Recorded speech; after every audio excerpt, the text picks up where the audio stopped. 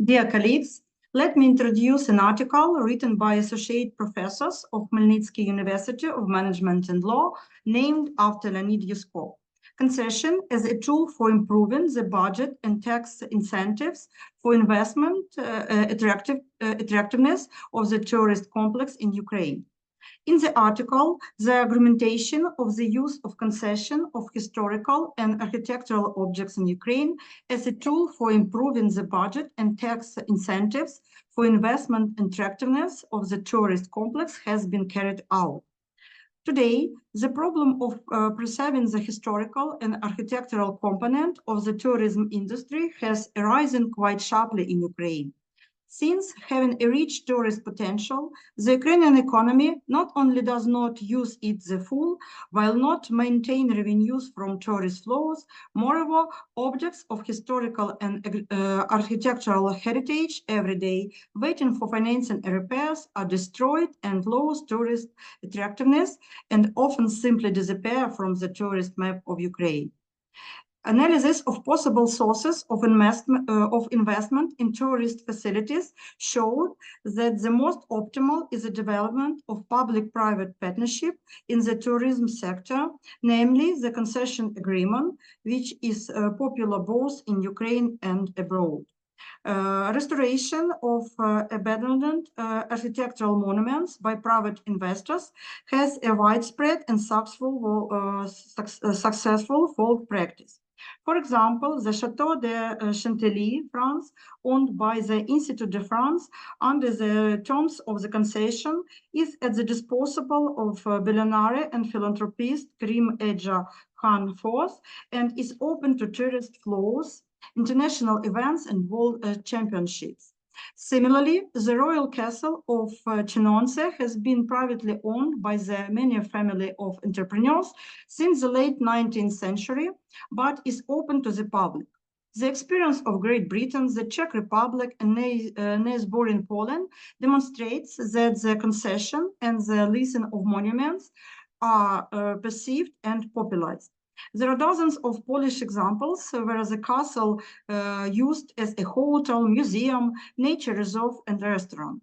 In the Czech Republic, in addition to the concession of Konopist, Karlstein, Miroshnik, Sternberg castles, there is also an experience of selling castles into private hands, while historical palaces, forts, and castles were sold at quite reasonable prices. The main examples of public-private partnership in Italy include the wing of the Royal Villa in Monza, which is currently under concession to a private firm. The 16th century Villa del Bene, located in Olha, Verona province, is now managed by the Regional Directorate of Museums in cooperation with the local agency Pro Loco, local promotion agency. It has become a museum, educational center, contemporary art gallery, and a venue for conference and weddings. Acquisition of the castle of Pezhin, Trento province, by the Castle Pezhin Foundation through public underwriting. In turn, it is impossible to ignore the fact that in Ukraine, for a quite long time, they were extremely cautious about such concession agreements, fearing that the object of national importance would be privately owned. However, in condition when since 2008, funding for castles from the state budget is particularly not allocated, the question is not in whose ownership the object will be, but how they preserve it in general. Unfortunately, the collapse of the tower at Chernogorodsky Castle in 2013, the gate tower of the unique fortification and hydraulic structure of the Polish Gate, 2009, the new West Tower on the territory of the Kamenets Historical and Architectural Reserve, 2011, indicate that time is running out to find an investor. Let us consider in more detail the concession of historical and architectural objects and its advantages in comparison with other forms of management. However, along with the advantages, the concession also has a number of disadvantages that must be taken into account when looking for potential investors.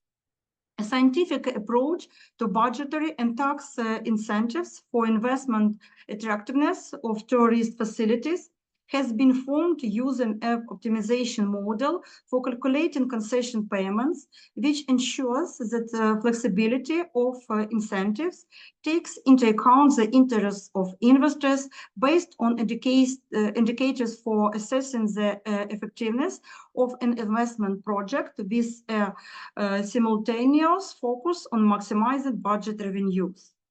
It is substantiation that the budgetary and tax incentives for investment attractiveness of tourist complexes through the introduction of public-private partnership in the form of concession of historical and architectural objects will allow private business to invest in attractive tourist sites and ensure a higher profitability of the hotel and restaurant business, since the interests of the investor are taken into account, and will also reduce budget expenditures and increase tax revenues to the budgets from servicing tourist flows.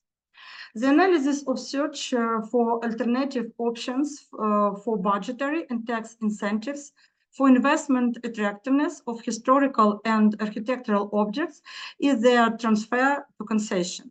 The most optimal form of the concession agreement for tourist facilities is determined by the ROT, Rehabilitate, Operate, Transfer.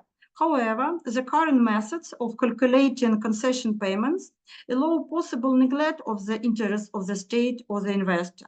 The application of the optimization model for determining concession payments to strengthen the budget and tax incentives for investment attractiveness of historical and architectural objects and proposed. Approbation of the optimization model at the historical and architectural site of Kamyansk-Podilsky showed budgetary and tax effects of near 5 or 8 million hryvnias, respectively, and a social effect which confirms the need for its use. Along with this, further research and testing are needed to improve the legal regulation of the concession agreement and the mechanism for its implementation in the area under study to guarantee the fulfillment of financial obligation by the investor and to expand the instruments of state participation in public-private partnerships in order to stimulate the investment attractiveness of the tourism industry. Thank you very much for attention.